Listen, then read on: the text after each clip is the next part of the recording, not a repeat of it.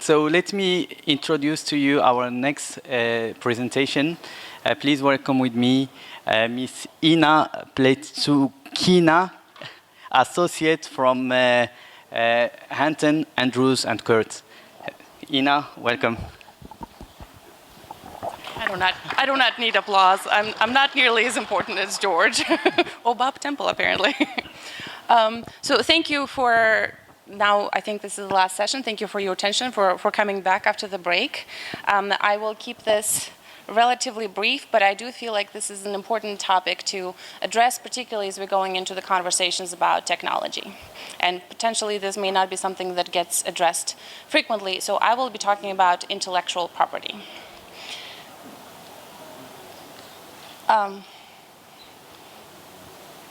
Okay. So just to kind of get us off on the same level, just to make sure we are all speaking the same language, as we've heard from George earlier in the day, there's sometimes engineers say one thing, but the bankers hear another thing. So just to kind of establish the vocabulary, Zaf or Ibrahim? You're missing you're missing the very important part of my presentation at the very bottom. So we have things like real property, which is things like kind of real estate, the headquarters, the buildings, the parking lots, things that are sort of, you can't really move. Then you have personal property, things like what Ibrahim is moving right now, something that has sort of a clear title that you can transfer the title, similar with the real property. You could also transfer the title to a real estate in a real estate transaction. And then finally you have intellectual property. So the question is, why do we need intellectual property? Why does it have to be a property? Why do there have to be some sort of property rights associated with it? Can we just, take new scale design and share it with everyone? Would that be okay, Bob? No. No? Tell me why not. Because we put a lot of money into developing that technology, and we've patented it, and we're protecting it. We've got over 600 patents applied for it. You're getting a little bit of a promotion right now. You're welcome. So, but yes, the technology providers in the room, the vendors in the room, they have invested a lot of money, a lot of thinking, a lot of testing to figure out, what design works, what technology works. So for all of that money, they should be able to get some sort of commercial value back from it. Thank you. So again, very, very basic stuff. These are sort of the 4 types of intellectual property that you will genuinely encounter in your potentially illegal transactions, but the ones that would be most sort of appropriate and most likely to come up in the nuclear sphere would be the patent. Bob just mentioned that the design is patented. I'm assuming a lot of the vendor designs around the room are also patented. So patents would be something that patent is a right that's granted by a government. In my case, I'm most familiar with how the US government operates because I'm a US licensed lawyer. But it is something that sort of prevents, for a limited period of time, it prevents others from using or offering for sale that same kind of design. So it also prevents from importing that sort of design within a certain geographic area for that, whatever that amount of time. Utility patents are kind of one of the most frequent kind of patents because they protect useful inventions, something that may not be sort of obvious. They're usually awarded to a first inventor, and they're usually awarded for a certain period of time. And you may be able to file for an extension, but it's something that is not an unlimited thing. Copyright is something like, some of you know me personally. If I were, I play piano, so if I were to, create some kind of a piece of music, which I don't compose, I mostly just play other compositions, but this is something that I could theoretically protect by copyright. And it may be something as basic as a variation on a happy birthday song. It still would be, if I have some sort of minimal creative content there, it's something that I can protect by copyright. It may come up in some of your conversations, but maybe a little bit less likely. Trademark would be something like that thing on Coca-Cola, that branding that you would see. It protects the product, it protects the service. It allows the customer to know where that product is coming from. And finally, trade secrets. I'm assuming, Bob, you have some trade secrets? Okay, you're nodding. I'm going to take the floor back now before you you go into your commercial. So trade secrets protect the sort of the commercially valuable confidential information. So when we are talking about creating a new nuclear power program, we have the vendors that have the technology. This would be sort of your patent, your patented design. It's protected, those rights are protected. But then also you, I believe the Korean delegation had presented a potential project delivery structure. So something like that would be protected by trade secrets. You know, how that process works, how that the sort of the business and the financial plans, maybe some pricing, and it's not something that you register with the government so nobody else can steal it. It's something that is protected through markings of confidential information, and it's something that may be protected through a non-disclosure agreement. So as the newcomer countries are engaging with the vendors, there may be already an NDA that's being signed precisely because some of this kind of information may be shared. So let's say an owner has a design, has some sort of intellectual property that has been developed. How do we effectuate this sort of transaction? Like, how do I give my ideas to Bob, or how does Bob give his, design ideas to me? And typically, it is done through a license agreement. So let's say Bob has all of this as an owner of NuScale technology. He has all of this exclusive rights because he has developed the design, he has developed the technology. He can own it, he can use it in whatever way, shape, or form. He can exploit it in whatever way, shape, or form. He can sell it, modify it in virtually sort of an unrestricted manner. Now, and Bob is an owner of this specific design. So if he wants to give a NuScale design to customer, NuScale plan to customer, what kind of rights would that customer have? What kind of rights would Ghana have if Ghana wanted to build that specific plant? Would it be able to own it fully and unrestricted? Bob says no. Use it fully and unrestricted? Exploit it? Sell it? Modify? So when in the license agreement, you work out all of these sort of rights, and this is where you get in that specific sort of a legal way to effectuate that transaction. And the customer, in return for these rights, would then presumably pay the owner for the potential of having these rights. So, a little bit, still a little bit in the weeds, but bear with me. So license agreements may not necessarily be kind of standalone license agreements. You may see these IP provisions in prime construction agreements, like engineering, procurement, and construction agreements, or somebody had a EPC and BOT kind of a model.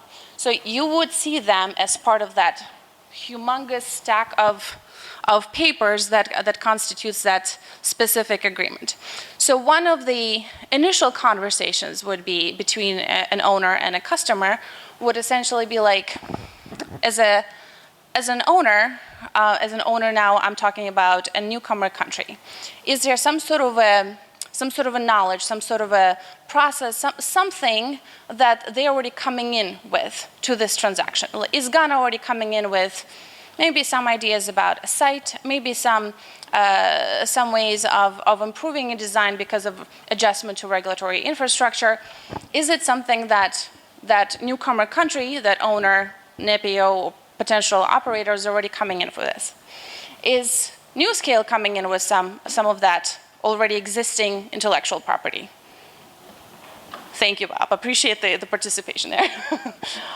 So it's likely that each side will already come in with something pre-existing, with some kind of intellectual property. Could be some sort of a patent, could be some sort of a trade secret. So when you start these conversations, when you start thinking through this license grant, you have to figure out where does that, does each party retain its background IP rights? Or is it something that one party maybe grants it to the other one? Do they fully sell it? Bob, would you fully sell your background IP rights to anyone? Thank you. So what about, what if in the process of a project, there may be an improvements on design? Something that is still like as an adjustment to the site or to a regulatory framework, or maybe even a process of figuring out that detailed design. That would be the foreground IP. This is something that is still coming, the intellectual property that will be developed in the course of the project. So who owns that? Is it the contractor? Presumably NewScale is it something that Bob would own as improvements on the design, or is it something that Ghana would own as improvements on the design? So there is no really right answer, right, Bob? It's something to negotiate. And this is basically the reason why we're having this conversation, is I can share with you a couple of things and a couple of areas where you have an opportunity to really negotiate, but at least you're aware that you might have to start negotiating these terms. Because the other really interesting piece is this question mark in the middle. What happens if you jointly develop this IP, this intellectual property? What if you take this design and both Ghana and NewScale come up with this brilliant new design that can be deployed within a week? Who owns this? I'm sure Bob is going to say he owns it. So throughout the contract, throughout the sort of the license grant, this is something that you have this discussion about. So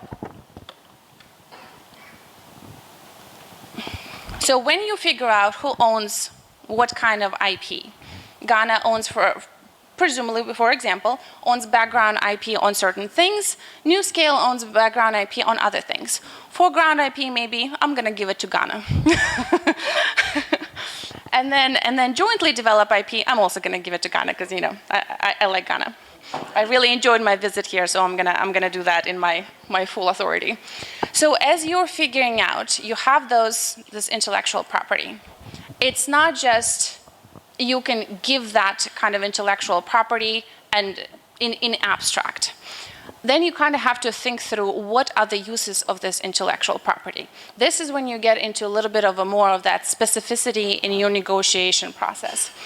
And as you're thinking through this license grant, you're thinking through who are the beneficiaries of this license. Is a contractor giving a license to an owner, or is the owner giving a contractor license for their own background IP? Who is the beneficiary? Who gets the benefit from this transaction? What's the license term?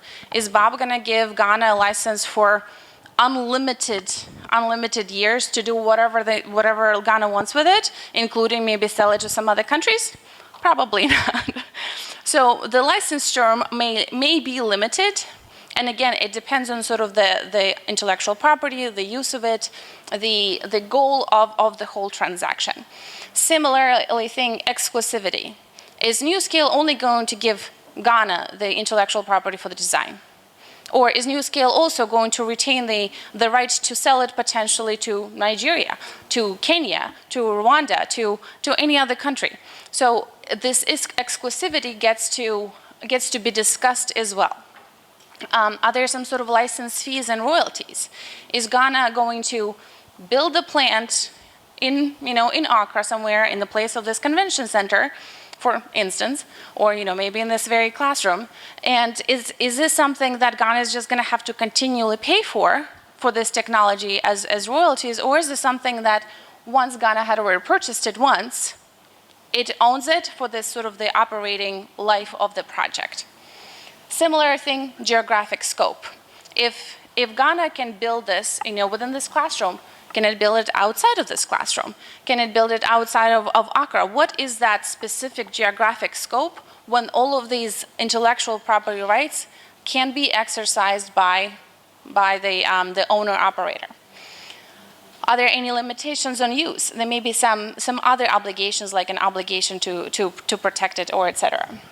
So as you're kind of going through the contract, and these are just sort of general intellectual property provisions throughout a commercial contract, but they do get, as you can tell, they get very much reflected in the nuclear contracts.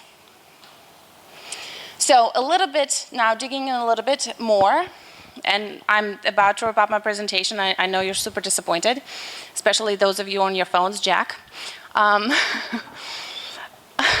As you know, as a lawyer, I went to law school, and there's a particular style of presenting that the law professors do, so I feel like I may have picked up a little bit of that. Thank you for your laughter. These are the typical sort of provisions. This is taken almost verbatim from an EPC contract, from intellectual property provisions in the EPC contract with another country, right? So licenses granted to owner. Again, we're going back to this owner, Ghana. What kind of license would Ghana get if Ghana were to acquire a new scale plant? Is it something like, can Ghana use it, rebuild it? Is it something that, can Ghana sell it? Is it something that it's completely irrevocable, where new scale can never take it back? Is it fully paid up, or some sort of royalties on it? What exactly is Ghana allowed to do with that intellectual property? This is that sort of like specificity piece. Can Ghana, for instance, okay, Ghana gets the license with fully paid up, irrevocable, the full trimmings. Great. Is Ghana allowed to, is the owner-operator of Ghana allowed to sublicense it to a contractor, to a subcontractor? What happens if there's another contractor that needs to come in to help develop this project, to finish that project, or to maybe help NewScale, implement the project? Can they sublicense it?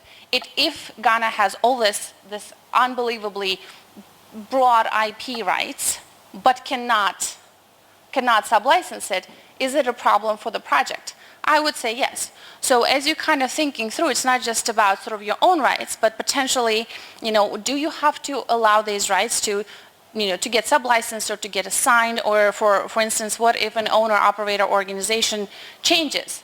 Is it something that's it? Only the specific owner-operator organization got the intellectual property rights, and nobody that takes over can do anything with it. And so effectively the project sort of stops.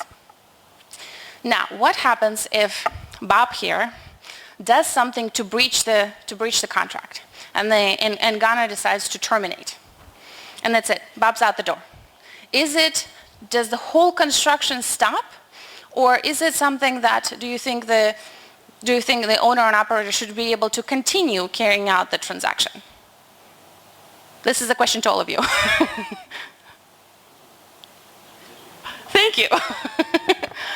So this is something, there's this concept of a backup license that Bob here may be so nicely granting to, so generously granting to Ghana, because if something happens, Ghana should be able to continue the project. And normally the way it sort of kind of works in the transaction, it would be like getting that technology put in escrow somewhere. So if something goes wrong, Ghana has a backup plan, hence the backup license.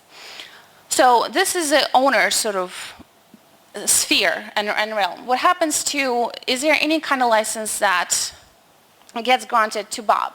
Anything that Ghana has to give to Bob? Maybe something about the site, maybe something about their own background. You're shaking your head no. Something about sort of their own background IP.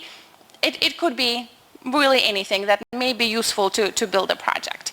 Is this something that Ghana is going to just grant Bob, and then Bob is going to use it, whatever, and improve the design and help make things happen? Probably not. It's likely that the owner and operator will license certain background IP for the duration, and this is where you have that period of time limitation, for the duration of the project, and then will likely take it back. And Bob can no longer use it for his own nefarious purposes. So termination or expiration. We have run into some provisions and some issues where a project has to be, a nuclear power plant has to be refurbished. But there are already, but IP had expired. The IP provisions have expired. And so the operator does not know, can they share what they currently have with the person that's coming in, a contractor that's coming in to help? Or is it something that they have to go back to, 30, 40, 50 years to have a conversation again with that technology provider to figure out what the IP situation is and how to kind of share it, how to use it, what are they allowed to do with it? Because I don't think it's fair for anyone if a power plant is just sitting there and not able to upgrade just because the intellectual property rights are maybe not clear.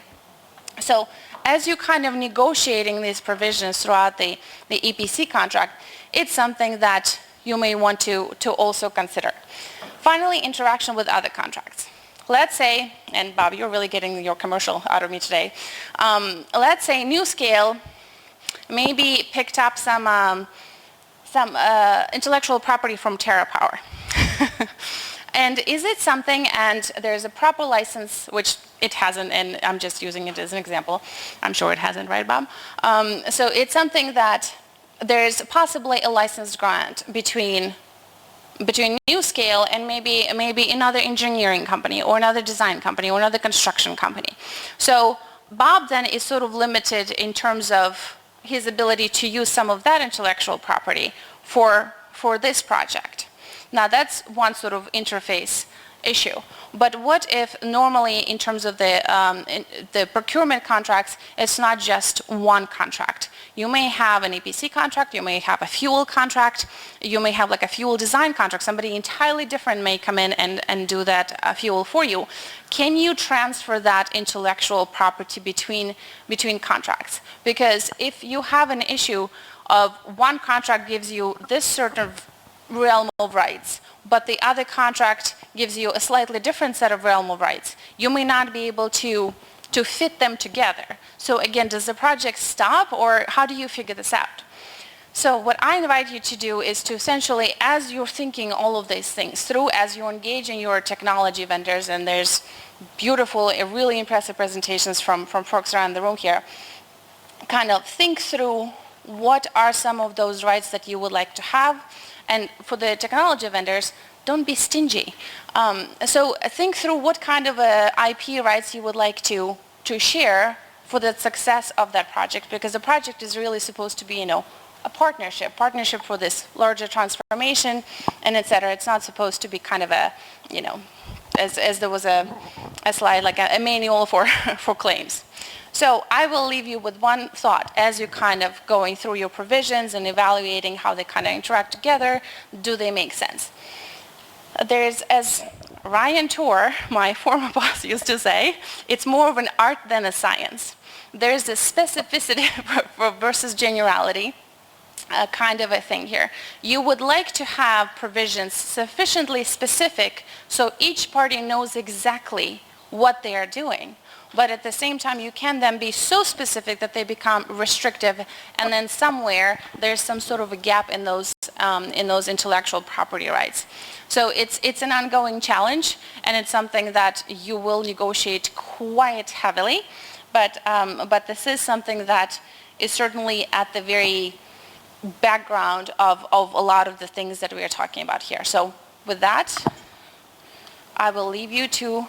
Oh, this is our wonderful team. It's not just George and I. We do have other people working on a lot of our global nuclear practice. So with this, I will leave you. Thank you for your attention.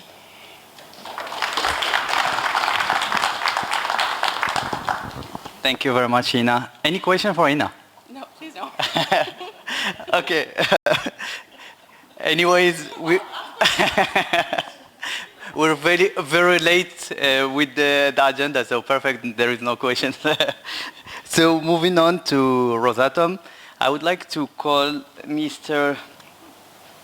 Ilya Sesyutchenkov, Head of Marketing at Rusatom Energy Project. Please a round of applause. Thank you. Thank you.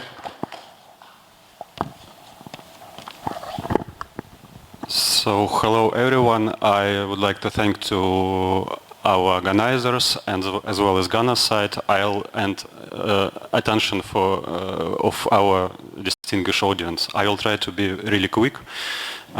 Yeah.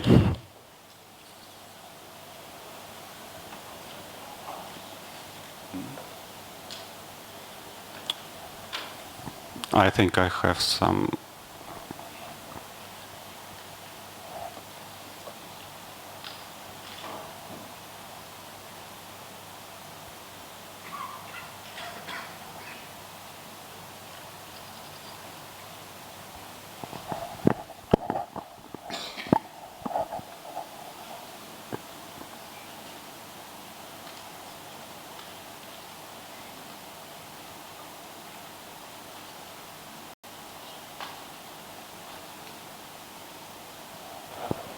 Thanks. Well, so my name is Ilya Sesyutchenkov from Rusatom Group, and would like to present our key energy solutions to global market as well as African continent. And a couple of words about Rusatom. Of course, you know this vendor, and we are key front runners in the field of nuclear technologies and related sectors. And this is figures for 2023. So we are keeping our pace and saving commitments to performance and social goals. And so here are the numbers. Well, Rusatom boasts reliable and proven technology and energy capacity, and by now 110 Russian-designed NPPs have been built globally, and of which 81 unit are VVR type of reactors. And this meant completed projects. For example, as you may know, in early 60s in Ghana there was also a project started with the Russian and Ghana side, and I think some equipment supplies and reactor hull building were completed at that time. Well, we also have impressive experience of serial construction globally at different locations, and here are our last 80 years experience, where 80 NPPs were connected to the grid both in Russia and overseas.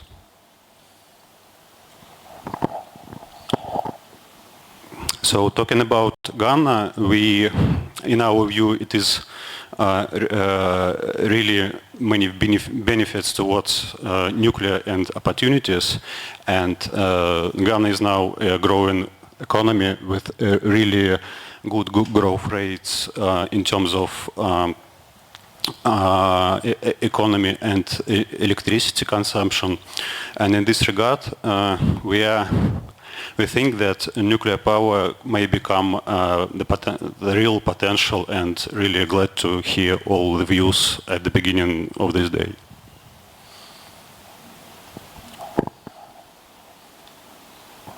Well, Rusatom energy solutions that we bring today have a wide range in terms of capacities, from large-scale NPP to land-based small nuclear power plants, and as well as floating power units, and both small solutions are based on Rhythm-200 reactors, light water reactors. So here are the key figures. And I will be in more detail on the next slide. Well, regarding large-scale NPP, it is a VVR 1200 power reactor technology, and it was this type of reactor was first referenced in central Russia in Voronezh in 2017. So this is evolution of technology, our VVR technology, and it's highly referential currently, and so widely used at different markets. Talking about SMR solutions in more detail, I would like stress the global interest towards small modular reactors, and because of its more flexibility compared to large-scale NPPs, and more countries are now looking for stable, reliable, and carbon-neutral solutions, and more vendors and smaller teams working to meet this demand.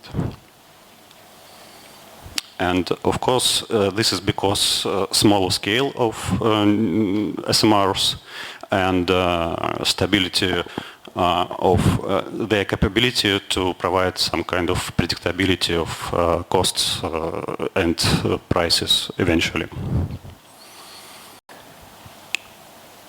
Rusatom has quite an experience on this niche. It began from the first NPP in 1954 with the first nuclear power plant in Obninsk. Then we moved to the sea, and first in the world icebreaker was put into operation, and evolved since there. Our small modular reactors solutions evolved there on the sea, and it ended in this kind of evolution with energy solution with first floating academic Lomonosov NPP, and currently we are building the first of a kind reactor in northern Russia. So quite a remote area and harsh environment. And so there are basically two our options based on Return 200 reactors. It's land-based SMR on the right side, and electricity supplies from floating power units or bars on the left side.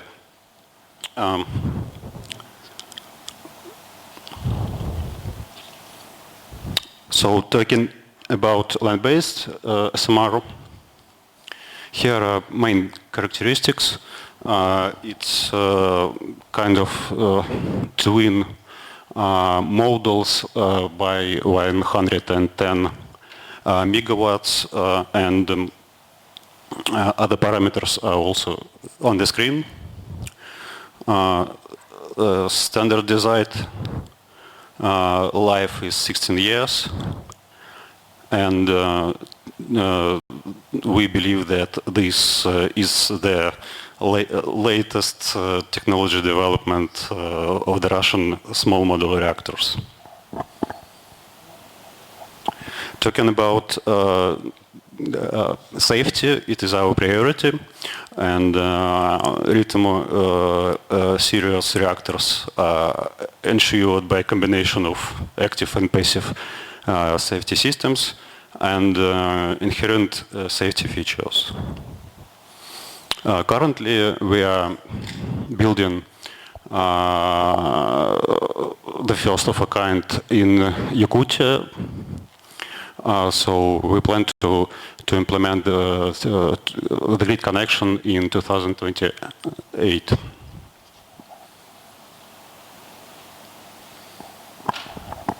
Now, talking about floating power units, it is the idea of Rusatom to address the problem of energy deficit and coastal and isolated territories by providing this floating power unit to provide electricity to our customers.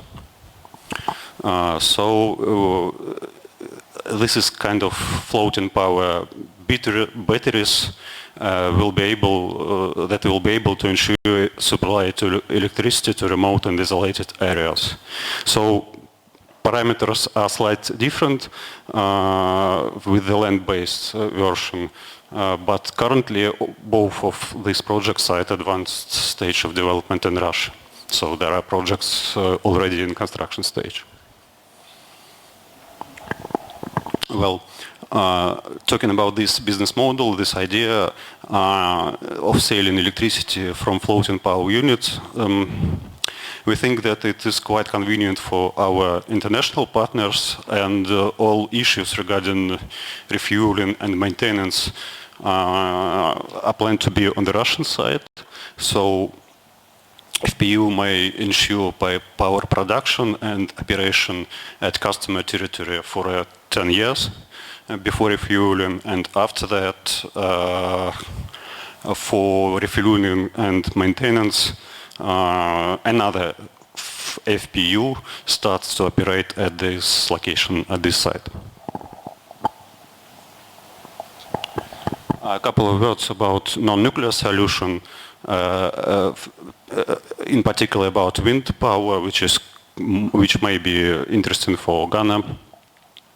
So actually nuclear and wind complement each other in many ways, and both are zero carbon energy solutions. So, for example, while nuclear can ensure stability of supply, wind is more flexible in terms of construction periods and basically LCOEs. This is kind of approach from Rusatom that provides more flexibility to construction timelines, cost optimization, and flexibility to address energy needs as soon as possible for customers choosing these two options altogether.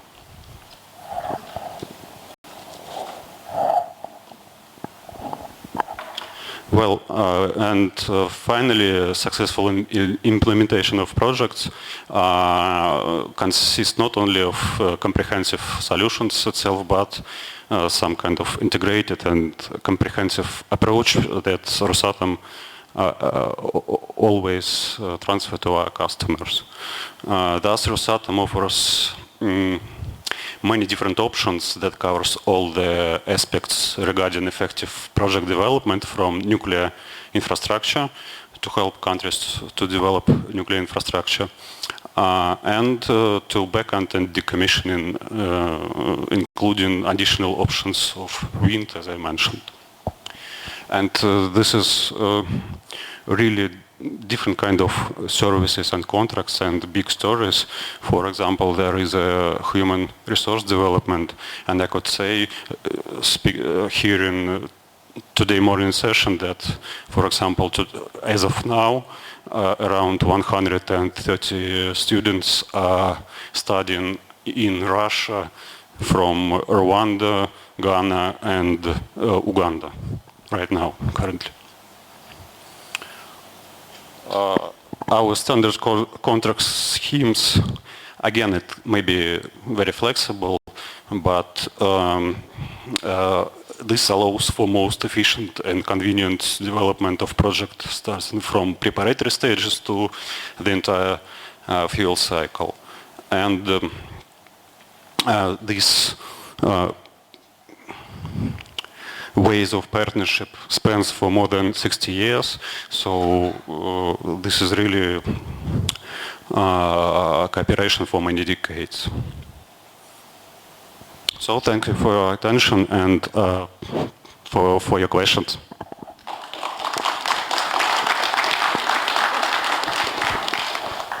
Thank you very much. Any questions?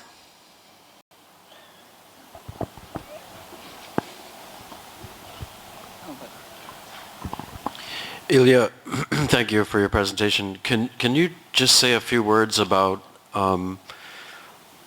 for the floating or the barge NPP, what did the change in regulations look like for that? Thank you.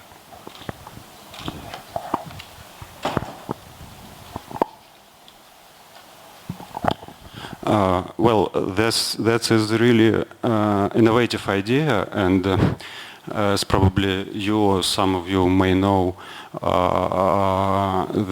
was a dedicated event at IAEA last November.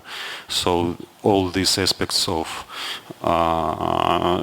regulation of moving of nuclear installation to another country was touched, and this is really a very international efforts needed in order to make that happen. And I heard many vendors support that kind of approach, not from Rusatom, but in Europe and in Asia. So this is really international efforts, and basically many aspects like security, nuclear guarantees, and attached. And we think we have a solution for every of this kind of questions and issues. Thank you very much, Ilya. Thank you very much. So from Russia, we'll move to France. So for this last presentation of the day, Laurent Fabre from EDF will do the presentation, and Vakis Ramani from EDF also will take the question later. Thank you, Laurent. Thank you. Good evening. Yeah, thank you, Ibrahim. It's a daunting task, to keep you awake. But actually, I've got a trick, to keep you awake. I will start with the end, and we'll go back, and flip back, the presentation. So I'll start with the last slide, which is actually very easy. It's the beauty of starting with the end is that we all have the picture of myself and Antoine. So should you have any question, we are your point of contact, going forward. So I'm Laurent Fabre. I'm heading, the business development for EDF in Africa. So I'm your point of contact, and I will be helped tonight by Antoine Gelfi, who is the director. So you've got his picture and his phone number. Should you have any question? So he's the director of export services.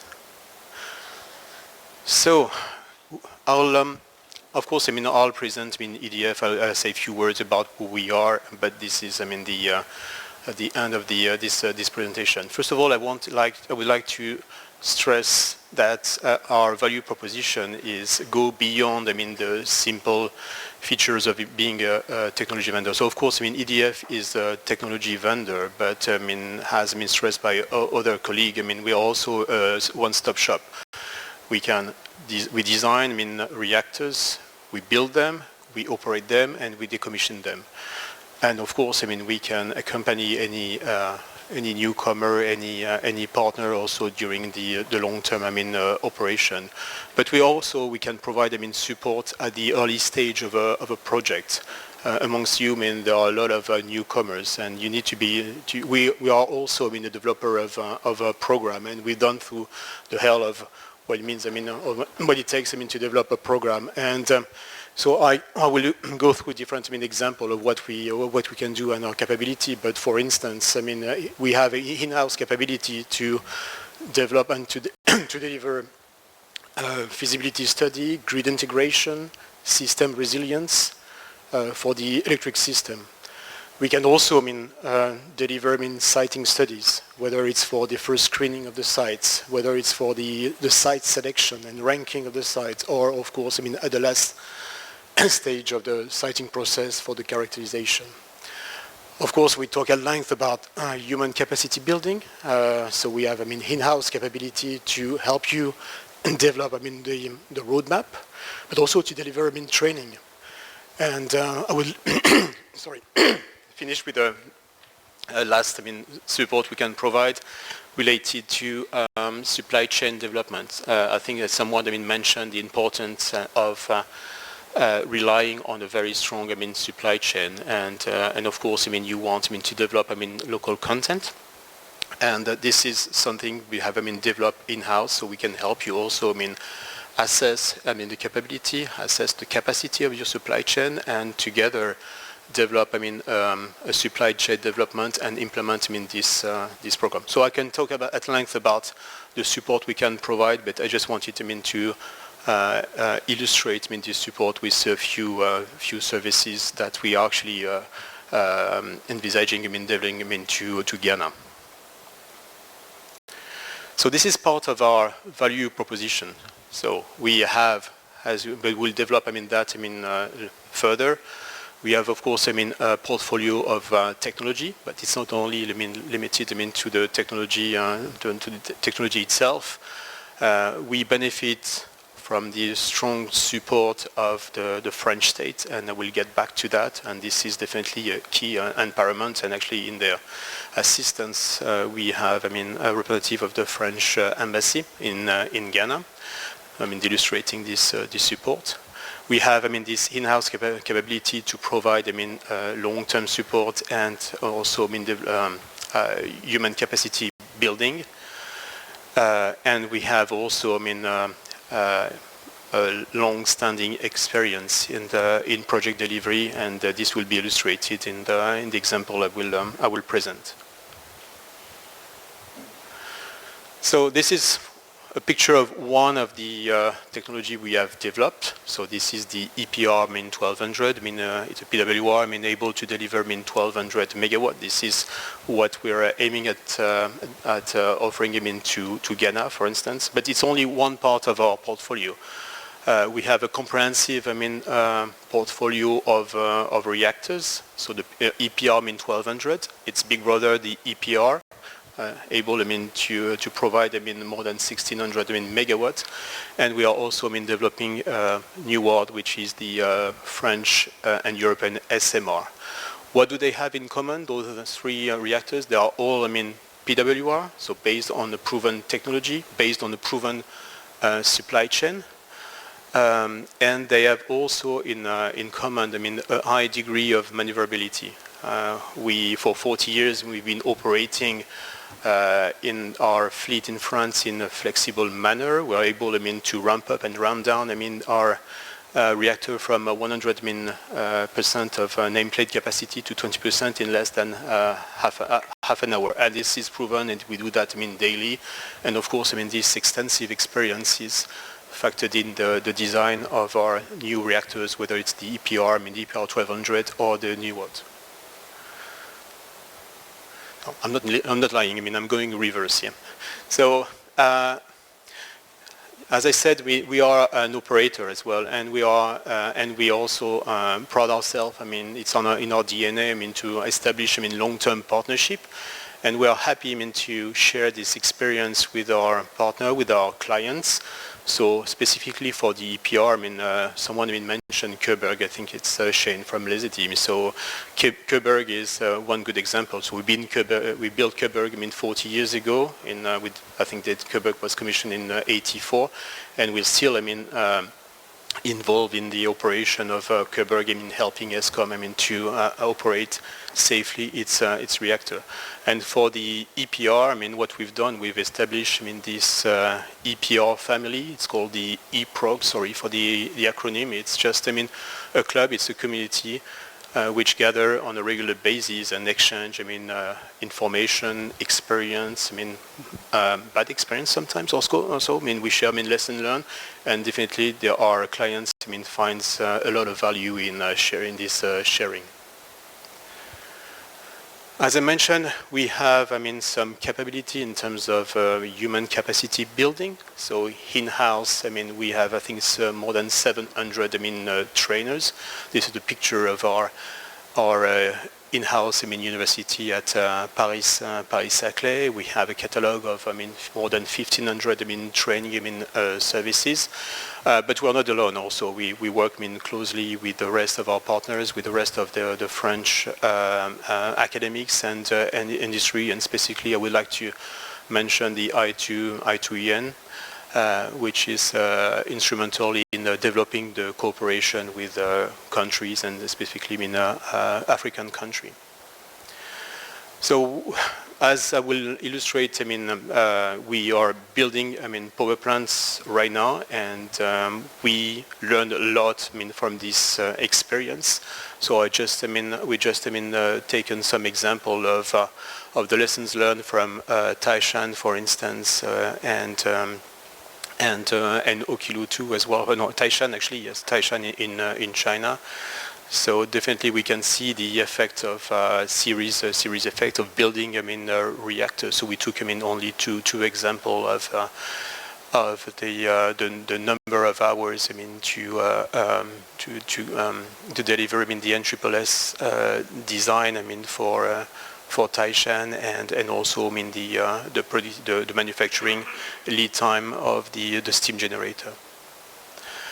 As I said, we have a strong portfolio of projects. I'll talk about that. We have a strong portfolio in France, but not only we have this domestic program, but we have also some projects in Europe, starting with the UK, when we are building Hinkley Point, and we are working on the development of Sizewell C.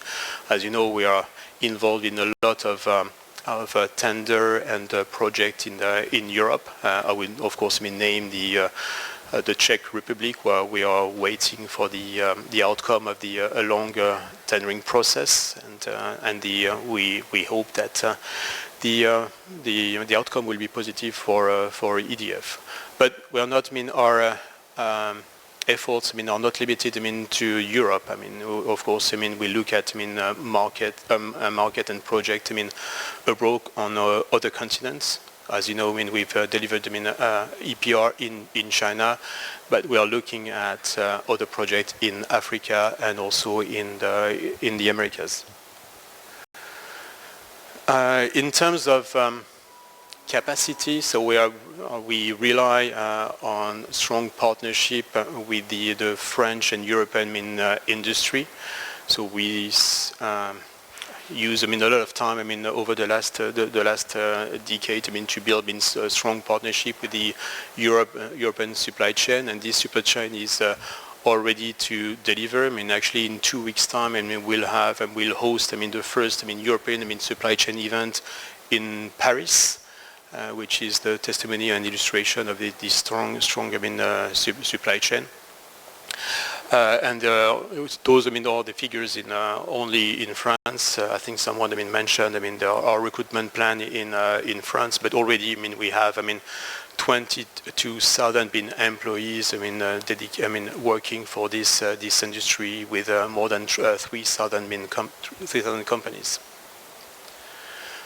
In-house also we have some engineering capability. We have 5 engineering centers, more than 50,000 people. So it's a big workforce in-house with our, but also with our affiliates. Advance, which is an engineering company specialized in nuclear island engineering. We rely of course on also Framatome, which is our affiliate, because I would like to stress that we are not only a design house and delivery house, but we have also some industrial capacity with the like of Framatome, and hopefully very soon with the like of the branch of GE manufacturing the Arable steam turbine.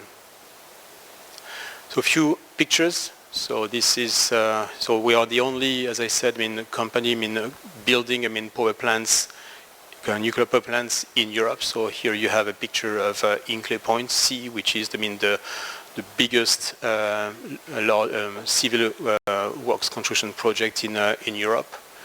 Flamanville, so we had good news 2 weeks ago, actually no, 1 week ago, with the fuel loading, and we hope to generate the first electron by the end of June, and with the last the final phase of commissioning by the end of the year. And this is a picture of Okilu 2, the first EPR ever built in the world, and which is actually the biggest power plant in operation in the world. They just actually completed successfully the first outage. As I said, we have a strong pipeline of projects, and I'll talk about someone I think raised the topic about the support of the government, and I'll talk about that. But the support of the French government is also illustrated by this the nuclear program we have in France, with the intention, the ambition, to build 6+8 EPR within the next 2 decades. So here you have a picture of Penly, which shall be the first of this series. So here you have a picture of the existing power plant, which shall be completed by 2 EPR by the year 2035, 2037. So we have just starting the permitting. We will implement the first preparatory works in the next years, and start the real construction by the end of this decade. So you have another example of pictures Penly today with the existing reactors which are 40 years old, and you have a picture of Penly tomorrow in less than 12 years, 13 years. Okay, and this is an illustration of this nuclear renaissance in France, with the program of the strong domestic program of 6+8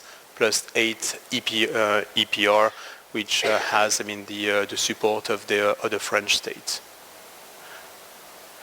Yeah, support of the French state, which is illustrated by this slide. So not only it's this nuclear program, but it's a series of decisions which have been taken over in the last 3 years, with a strong announcement, with the support earlier I mentioned New World, but New World benefit from the support of the French state, because $500 million have been earmarked by the French state to fund the development of the design. And the state is also fully supporting EDF in the nuclear renaissance in Europe. As you may know, that last year the French state has initiated a nuclear alliance, and of course France is playing a pivotal role, but not only. And we are very happy with the success of this initiative, with now more than a dozen states openly supporting nuclear. Someone mentioned the NES, the Nuclear Energy Summit, which took place in Brussels 2 months ago. And the next one will be organized in France, just to mark this support. Talking about track record of EDF, so the story, or the love story between EDF and nuclear started long time ago. So the first PWR was commissioned in 78. So we built a fleet of 58 reactors plus 1 with the EPR. So overall, we've been involved in construction of 60 reactors, because this story has started in France, but we've built power plants also abroad. And here you have the example of a snapshot of our track record in the world, and also some flags illustrating the project we're contemplating, we're involved in. So I will finish with EDF at a glance, just a quick presentation of who we are. I mentioned that we are an international company, so we are also have a quite great footprint in Africa. We have project of hydro generation, for instance, in Cameroon. We're building renewable in the rest of the continent, and I think we overall we have 11 affiliates and offices across the continent. So actually yesterday we were with our colleague Mohamed So, who is the director of EDF in Western Africa, overseeing our development in the region. And they are very active and very supportive of what we're doing, for instance, in Ghana. So as I said, also we have we are one of the biggest operator in the world. We build a fleet of 50 28 reactors. I mean, two are PWR reactors. I mean, two are under commissioning right now at Fessenheim. And of course, safety is our DNA. I would say that health and safety, but nuclear safety is in our DNA. And over, the last, 46 years, we had no incident exceeding level 2 on the INES scale. Since we have, commissioned our first, PWR at Fessenheim in 78. In terms of operation, as I said, we are not only an operator. We cover all activities, all aspects of the nuclear cycle. So we are designer. We build plants. We have this in-house capability to project manage the construction. We operate, and we also provide services related to decommissioning. And last but not least, so we are, of course, an integrated utility. Of course, we have a strong, position in nuclear, but not only. We cover, all activities from generation to energy supply, and in between, we have, affiliates, operating, networks, whether they are transmission networks or distribution networks. And we're proud to say that we are almost, more than 90%, carbon-free with our, of course, our nuclear fleet, but also with our hydro dam and renewable fleet. And this is why we have, this raison d'être, this company purpose, which embeds in our DNA this will, to be an actor of the action against climate change. So that's it for me, and I will leave the floor to questions. Our senior VP, Vakis Ramani, is among us. Just feel free to ask any question. Thank you. Thank you very much, Laurent. We can take one question. So one question to EDF.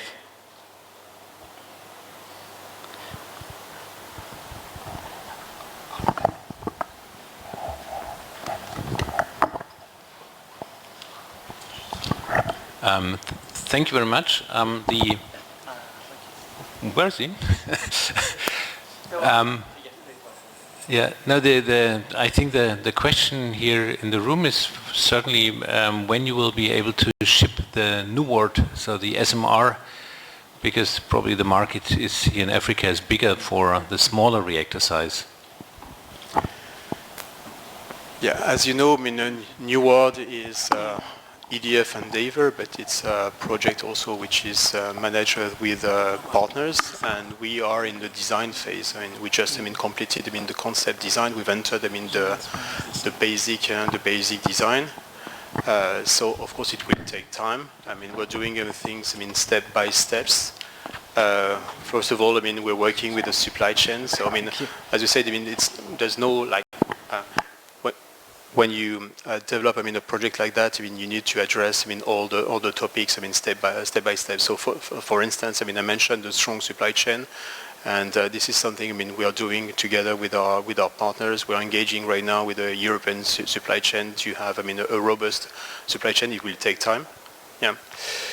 The other point is that we're working together with regulators, regulators plural. So we have, initiated, the joint early review with 6 regulators in Europe. So this is very helpful, to test, our option, test our design, our idea, and of course, this has a lot of value, for the regulator, because they have, the opportunity to have a use case.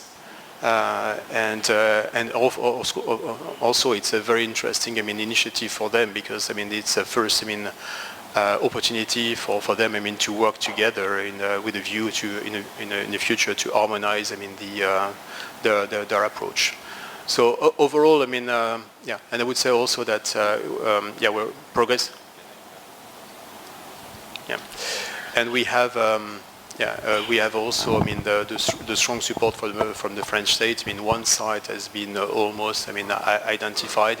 It will be made, public announcement will be made public at some point. But our view is actually we'll take, the risk of the first of a kind.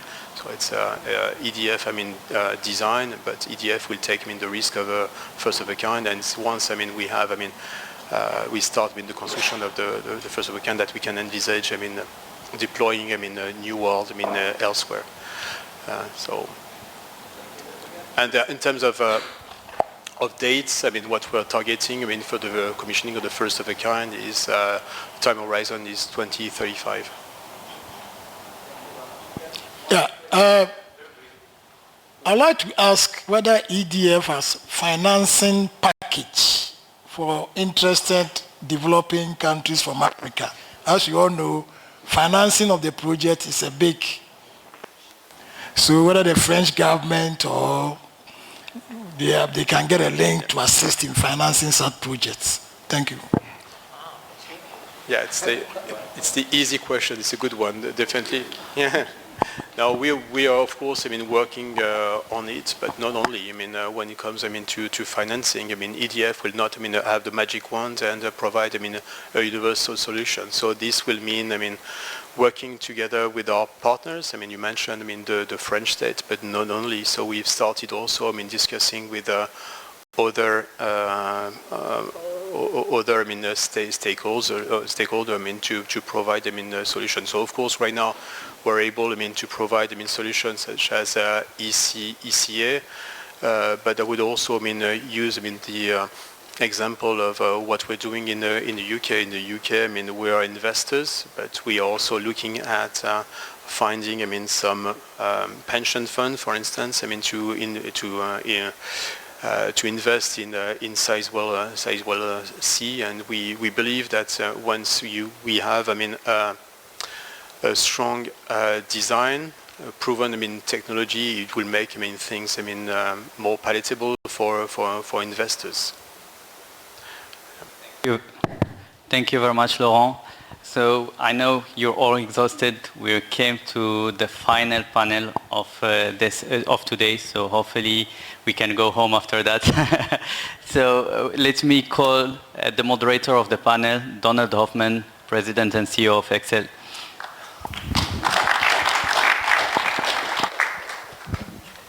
In a perfect world, we'd be ending right now, right? But we're not. So acknowledging and recognizing that we're in the middle of this, and between you and the reception, we're going to try to keep this to a half an hour and no more, even though it's an important topic, and I know many of you would like to hear what we have to say about this. So could I ask the panel to please come up here? I can call out your name individually if you'd like, but I don't think I need to do that. Eric, Stefan, Awal, and, oh boy, Zainabu. You know, I knew I'd ruin everybody's names. You know, we Americans, right? We're trying to learn the English language from those of us in the UK. I said that for you, George.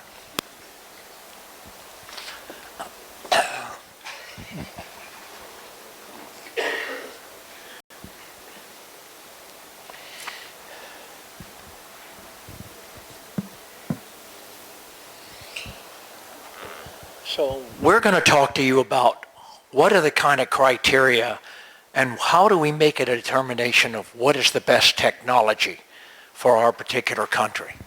And if you stop and think about it, today we've heard from KH&P, which talked to us about the small reactor they had, their Smart 100, and what they call their ISMR.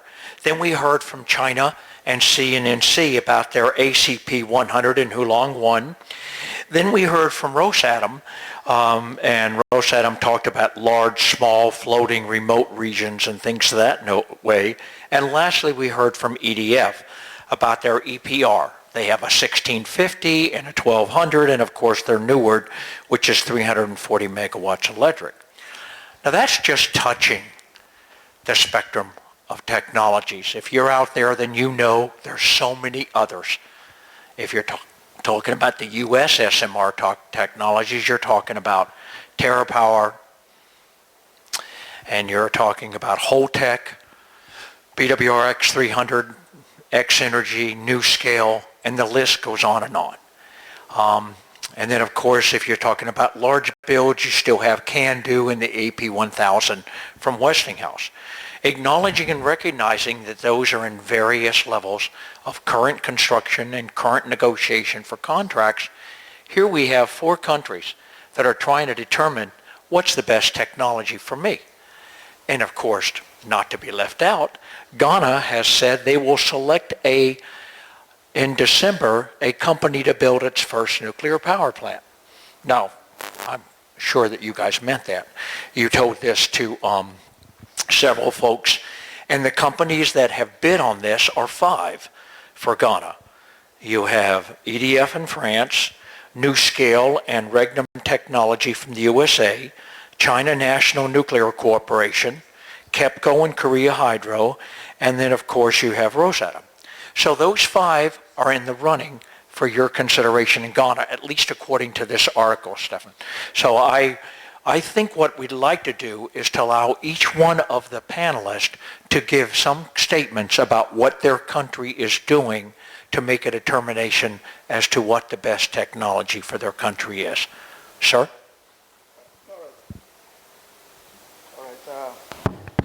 Thank you very much. My name is Awal Bisala from the Nigeria Atomic Energy Commission. Essentially for us, what we first look at is the overall experience of the technology partner that will be bringing in the technology, because we understand that within the concept of what we are doing as a country, we need to partner with international agencies and institutions, either through bilateral or multilateral arrangements. And through these arrangements, there will be technology transfer. So essentially, there are things we have to look at for us to have some confidence to accept a transfer of technology, because not all technologies can be accepted to come into the region, particularly my country. So we need to look at the experience over time that the technology partner has. Has there been deployment of that technology that is bringing into the continent elsewhere? Or is it first of a kind? Or is my country going to be the guinea pig? Once we look at that, then we look at the trend of the operational activities around those technologies that have been deployed elsewhere. Those are some of the elements and bases that we'll use in judging whether such a technology can come into my country, or looking at it holistically, can come into Africa or not. So experience of the technology partner for us is very essential. Thank you, sir. Thank you so much. Maybe I could give from the Kenyan experience, since we have already undertaken the reactor technology assessment and the vendor readiness assessment. From where we sit as a country, we are being guided by our requirements, our needs, because we are not looking for an equipment. We are looking for a vendor that will be able to satisfy our requirements, our technical requirements, our operational requirements, and also our site characteristics requirements. And therefore, these vendors, looking at their corporate structure, looking at their financial viability, their supply chain management, and also how they engage the client in terms of customer engagement, and also looking at issues to do with schedule and project management. So we are looking at an integrated kind of a package that will certify these requirements, and then we are able to engage with that kind of technology provided by the vendor. So mostly for Kenya, we are driven by the needs, our specific, unique needs that will then be certified by that vendor in that particular regard. Thank you. Thank you, and once again, good evening. So I share with the issues raised by my colleagues, but also in addition is also the fact that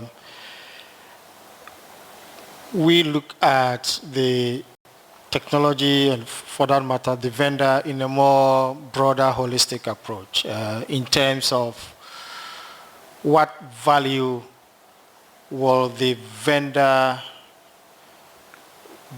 bring to our program, our project, and our people in terms of ability to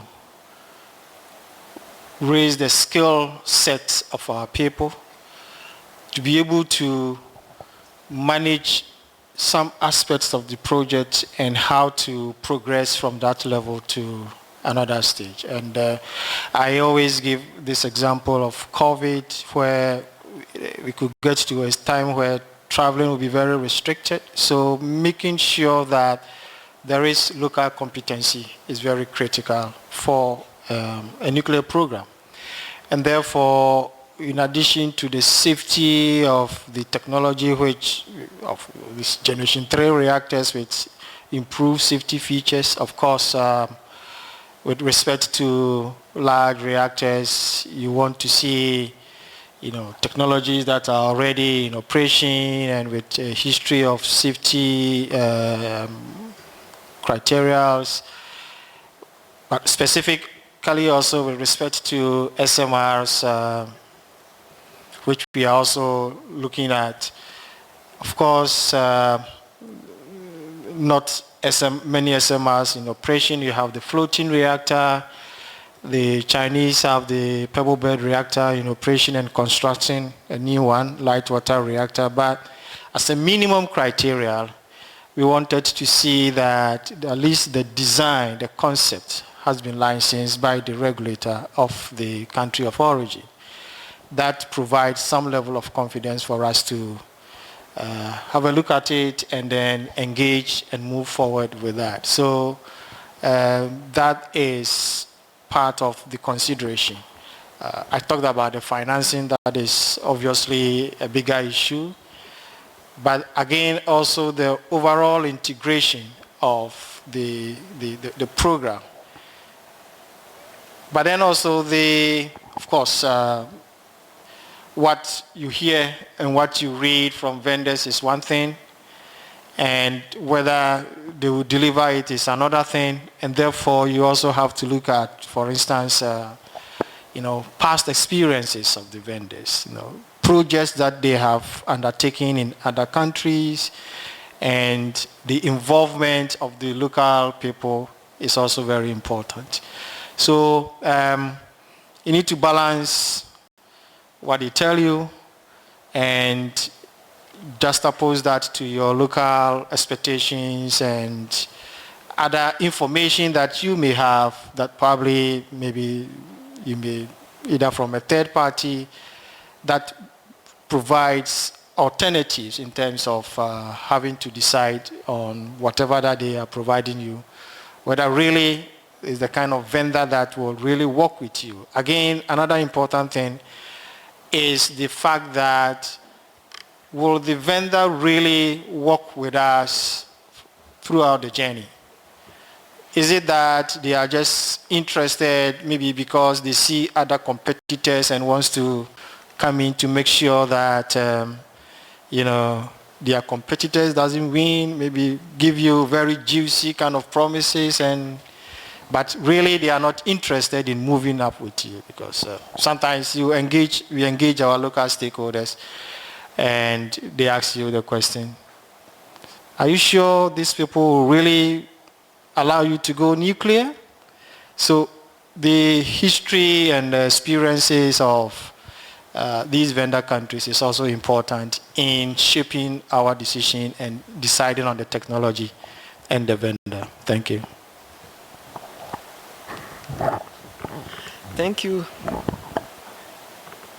Thank you very much. My name is Zainabu Mindaudu Sule. I'm the chairperson of the High Authority of Atomic Energy of Niger and chair of the NEPIO. Closer to your mouth so we can hear you, miss. Okay, thank you. So I agree with all my predecessors. The problems are quite the same, but I want to share some national considerations from Niger. So regarding the technology first, is it available? Because the government will put a lot of effort to start something, and then actually everyone is talking about SMR, but when will this SMR be available? And if this technology is available, is it meeting all safety and security requirements? The second thing is what type of contract the owner is ready to sign. So is there any, nuclear is a very long process. Is there anything, because people usually they want something very quickly, they want it now, so you have, is there any package or something regarding other nuclear applications that will really help people in the country? This is something to consider. Is regarding the fuel cycle, we have uranium, for example. Is there any possibility to consider using this uranium in the fuel cycle? To which extent are these people ready to share technology, to train the manpower? Because most of the time we want somehow some knowledge transfer, and how is this going to be implemented? So the construction delay, and also the cost and financing solutions. Thank you. Thank you, and I appreciate that input there at the end. Much like my colleague sitting down here from Hunton, we've done a number of different countries' technology selections, from large to small to mini to micro.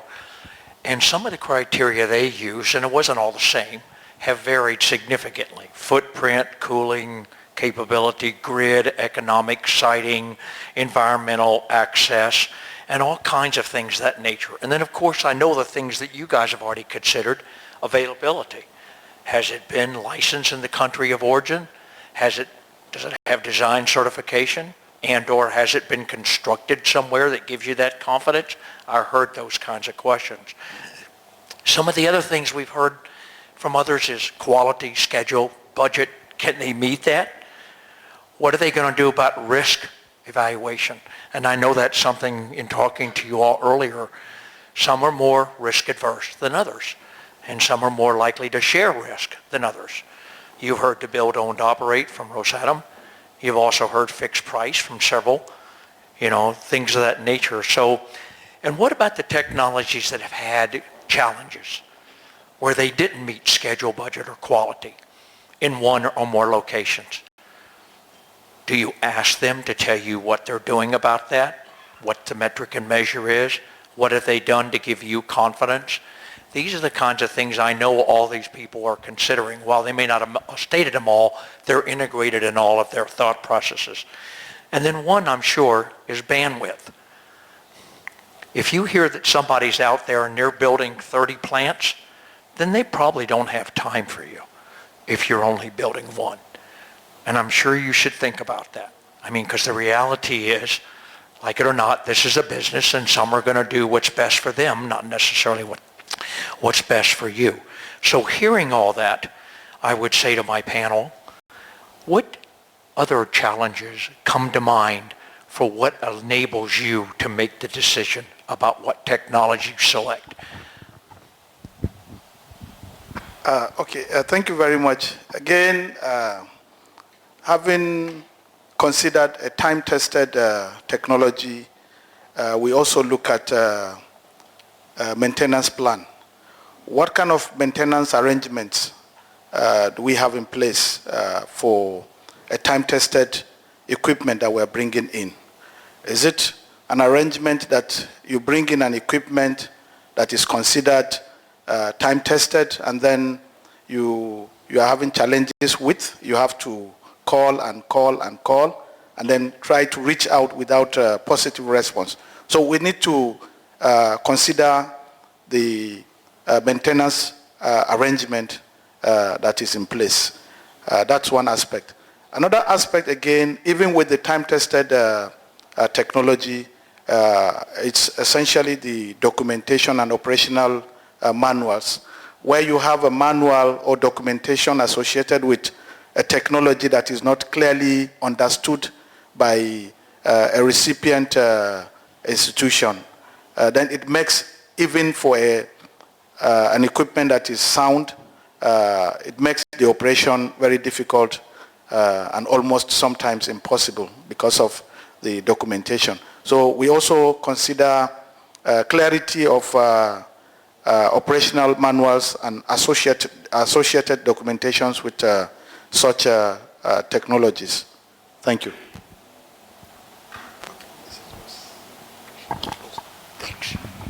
So I think we also would want to look at language, that there would be an opportunity for us to be able to communicate very well with the vendor so that there's no barrier in whatever aspect. Also, as constructed, information is well understood between the vendor and the client. Also, issues of capacity factor is very critical when it comes to nuclear technology, so that we ensure that we're having a good capacity factor that can then augur well with other sources of energy. And of course, scalability is also critical when you look at, especially from where we sit as Kenya, where the demand is not growing as fast as it were. And also, given that we have incorporated a lot of renewable energy, and therefore, at times, because of intermittency, and therefore, this particular technology should be able to follow the loads, as it were, so that we still continue to maintain the stability of the system in all aspects. Yeah, I will talk general, probably not too technical issues.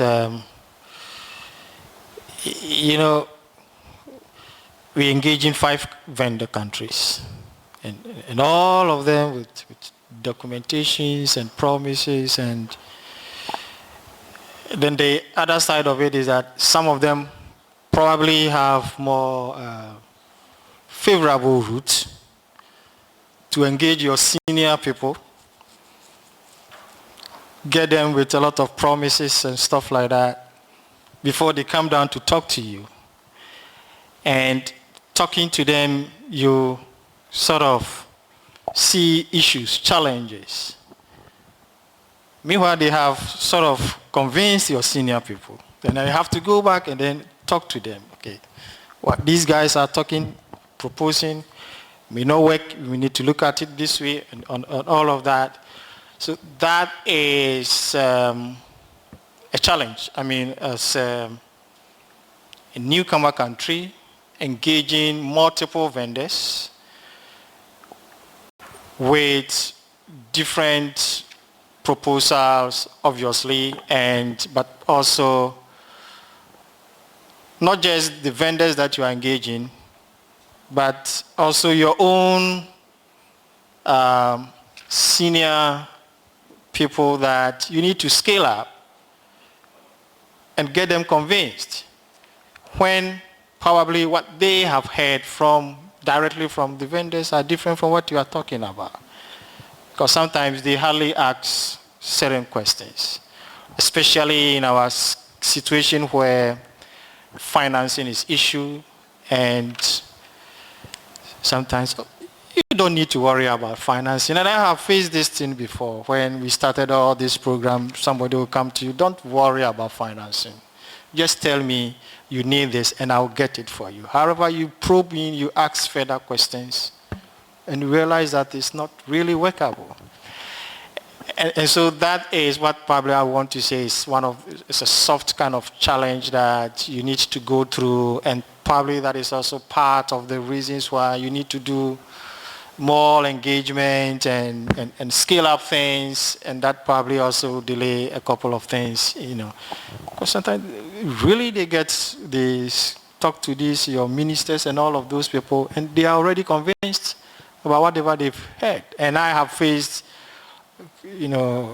meetings that I'm told that what you are telling me is not what the people told me. And therefore, how do you expect me to carry your message forward? So that is also a challenge that in the phase that we are in now, engaging with all these vendors and all of that we go through. And another side of it is when you may have to take a decision, but there are deferred kind of information that you need in order to make that kind of decision. So that becomes a challenge. How do you take a decision now that has elements of decisions that you probably will be if will be more informative to guide you in the decision that you need to take. However, those are not available. But you need to move forward, take a decision, and move forward with it. So these are kind of soft challenges that you also go through as a newcomer country, engaging vendors to take a decision and to make a selection on all of that. And we've been going through all these things. It's really challenging, but also exciting as well, and learning anyway. And we believe probably when we have gone beyond where we are to the next level, probably we could become it could be a case study for other countries that may probably want to learn from our experiences in terms of their vendor engagements. Thank you. Thank you. So my country is landlocked, and I don't want to. I think my predecessor, they said already a lot. Actually, the type of contract which is number one that is really approved is built on, operate, and transfer. So it's clear that we want an integrated and comprehensive package, and a vendor who will be there for a certain amount of time, train people, operate, transfer the technology. So I think everything is included. The manpower development, the operation, the maintenance, everything is included. Thank you. And thank you to the panel. You'll notice in these discussions that there are both some objective and subjective kinds of comments that come up. And I think that's important for each country to have a written, and I'm sure they do, list of what's the criteria. What am I looking for? When am I looking for it? How am I going to accomplish it? How are these people really going to commit? You heard Stefan talk about the fact that some technologies overcommit and underdeliver. And some of that comes because people like you guys in an audience say, hey, when can you give me this? And everybody's afraid to tell you that theirs is going to come after someone else's, and you may not consider them. So the first technology tells you I can do something which is absolutely outrageously false. So the second technology repeats it. And then the third repeats it. That's been my experience. I'm sure you've seen that too. And we've said to the technology, stop it. You're making people make decisions that are not based on informed and accurate information. If you can't meet state schedule, then tell people. They deserve to hear that. So I guess at the end of this, as we're coming up here on 7, I think it's important for you to understand that there's a lot of experience and expertise out there. There's a lot of lists. I know I keep one, I'm sure you do too, of what criteria we've used, whether again, like it was large, small, micro, or mini technologies, because they're not all created equal and they're not all capable necessarily of meeting your needs. And in several countries, we've found that it's just been the smallest of things, and even the things you might not think of, that have precluded a technology from meeting the final cut to enable the country to start then negotiating. So with that in mind, I want you to join me in thanking our panel for their explanation of what constitutes their criteria for looking at technologies. Please.